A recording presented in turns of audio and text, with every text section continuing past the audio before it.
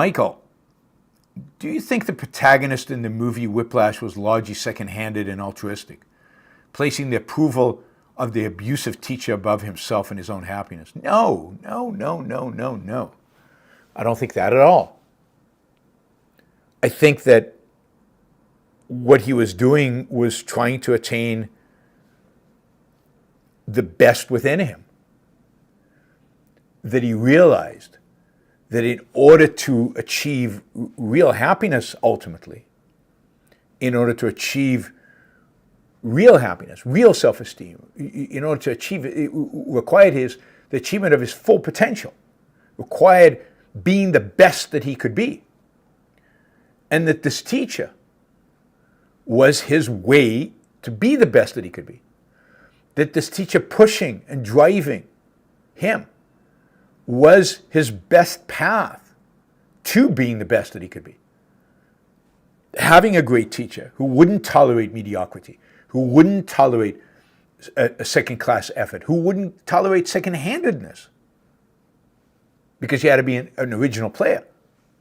And the final scene is so beautiful and so brilliant because he is playing what he wants to play in the end. And the teacher fully appreciates that and fully embraces that and sees the genius in it. And they are feeding off of each other's energy to achieve a state of bliss, of success, and if he continues like this, of happiness, that, I don't think he could ever achieve any other way. And in order to do that, one of the things the movie shows is you have to have a hierarchy of values.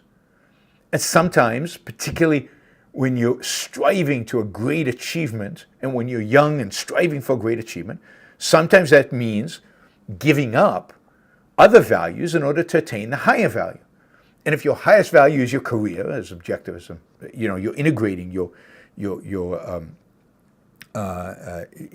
integrating value is your career, then sometimes you're going to have to give up on a romance, which is also a high value, in order to be able to fully focus, fully engage, fully invest in that achievement. And I think, again, the movie illustrates beautifully that there are periods in your life where you better be single-mindedly focused on the thing that you love and want to be great at. Now, not everybody is like that. Not everybody has that single thing. Not everybody wants that single thing and has the ability in any realm to be that exceptional. But for some people, for the great geniuses, that is the case.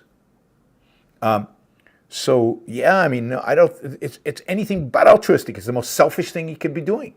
The most selfish thing he could be doing is to put himself, to open himself up to this teacher, to take the abuse, if you will, in order to achieve excellence, in order to achieve, and he loses it at some point. He can't handle it at some point, and he has to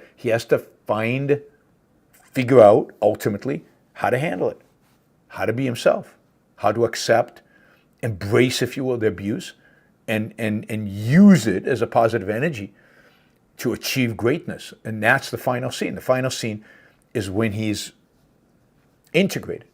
All of the practice, all of the craziness, all of the insane hours, all of the effort, and has now accepted it, integrated it, and just